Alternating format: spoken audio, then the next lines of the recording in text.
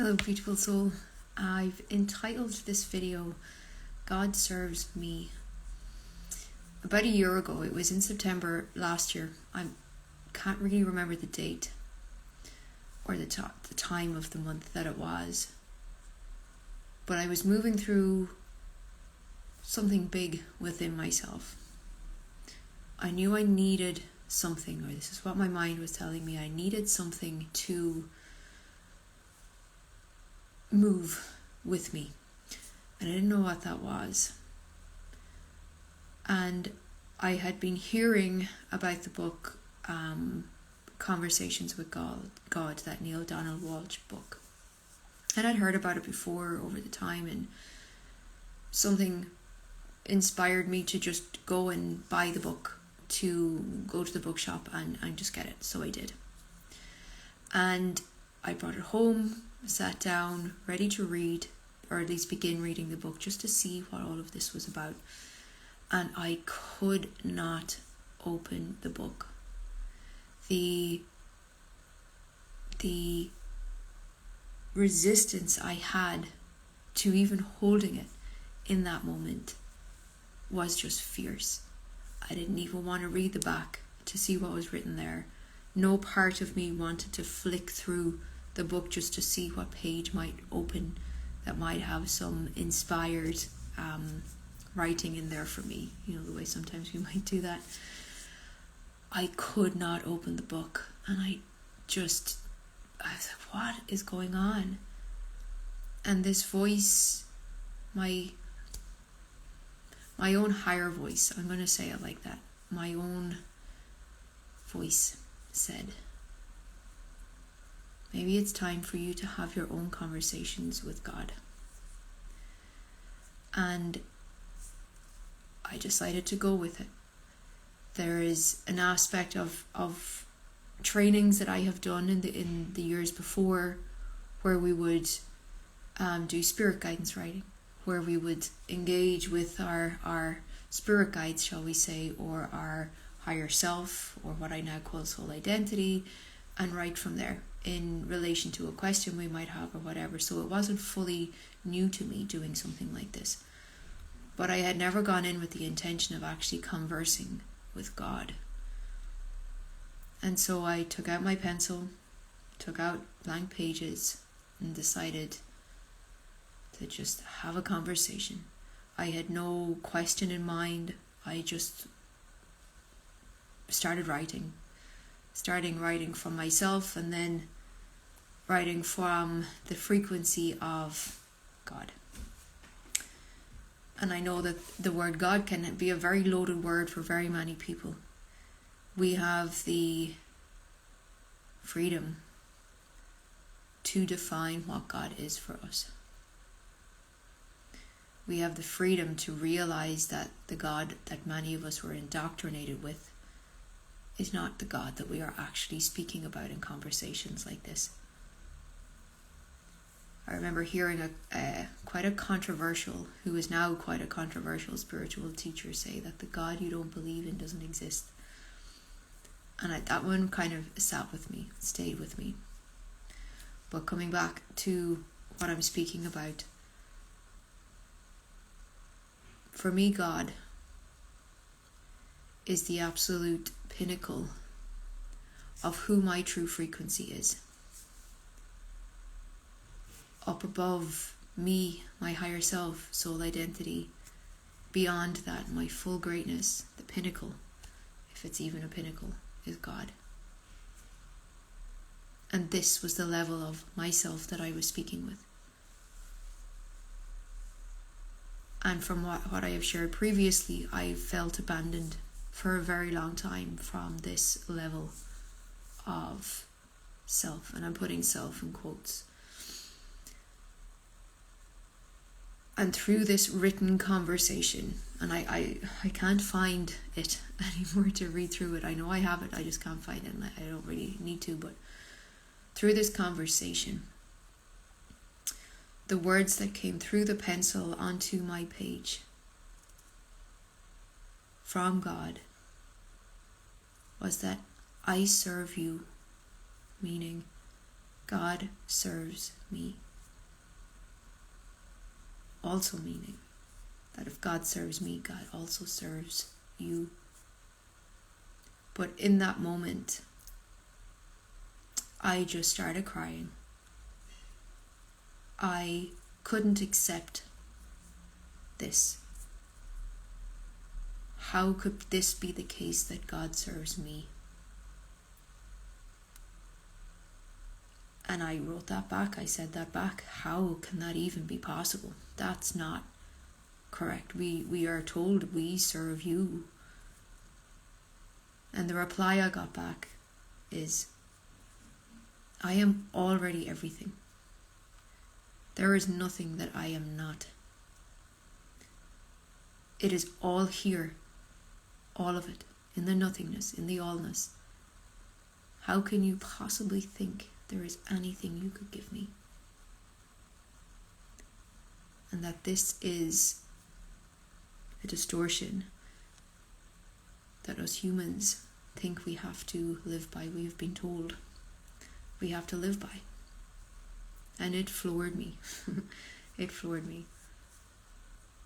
I am blessed to have a very grounded, wonderful spiritual teacher in my life. And I brought this to our group call after, and she was like, yes, of course. That is it. Of course it is. And it has taken me a year to come in and out of that, to contemplate with it, to on a conscious level say, yes, of course, that's true. But the hardest part has been, or the most challenging part, is to allow it into my system, to allow it into my being, to know it as a truth, and to figure out what it means for me. And I have held myself back from it quite a bit. But as I see it, and as I have shared before, God serving me, God serving you, God serving us is God, or the universe, or soul, or whatever word it is that you want to use. You can call it anything. Has already chosen us. We are already chosen. Our job is to choose back. To allow the service of God, allow the service of the universe to flow through us. And if it actually wanted anything from us, it is simply to open up to that, so that it can move through us, so that we can bring ourselves to the space within ourselves where we can acknowledge our true greatness, where we can see and accept that this level of who it is that we are is actually one of the constants available to us. It is always here. It is limitless. It is boundless. But it is constant. Should we choose to engage ourselves with it over and over and over. And this is living as an ignited soul. This is choosing to put our disbeliefs aside, to feel into the frequency of this truth over and over and over, and to allow our bodies to respond to that and to move from that. And the only thing is that our limitations, our programming really sounds and feels louder than that constant of our soul identity, that constant of our greatness, that constant of God serving us. And that is a thing. But there is a point of surrender that we will reach, and that we do reach, where it gets easier to notice the limitations, it gets easier to recode ourselves with our truth. And that's the dance of being an ignited soul, a human here living as an ignited soul. So the question gets to be, am I willing to be served by God? And am I willing to put down the conditioning?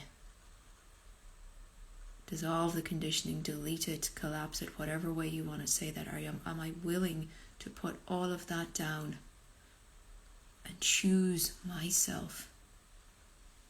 To make it all about me and be served at such a great level. I'll leave that contemplation with you. I would love to hear what this has brought up for you. And if this is a conversation that you would like to delve further into, then let me know. If there's somebody in your life who this would spark for as well, then please do send it on. For all of this to be about you, what this means is you are choosing your identity first. Your soul identity, your true identity, your greatness. It is your frequency first. It's you being at this true level of who it is that you are first. Before looking to the outside world for validation. Before seeing what aspects of your current reality you are unconsciously identifying with. You come back to this first. It's this re-engagement of all that you are first. And move from there. And to feel the aliveness of that in your body, in your system, as you're doing so. And this doesn't make you or me or anybody selfish. Not in the traditional way that we've been taught. But it gets to make us full of ourselves in the most wonderful way possible. And it's from this place that we show up, firstly for ourselves, in trust and in joy for what it is we're bringing to life. We show up in love, in our relationships. We show up in our work in a whole other way. We show up for life in a whole other way. And that, should we ever feel like we need to, is us serving God back. We never need to, but let that be the service we give back.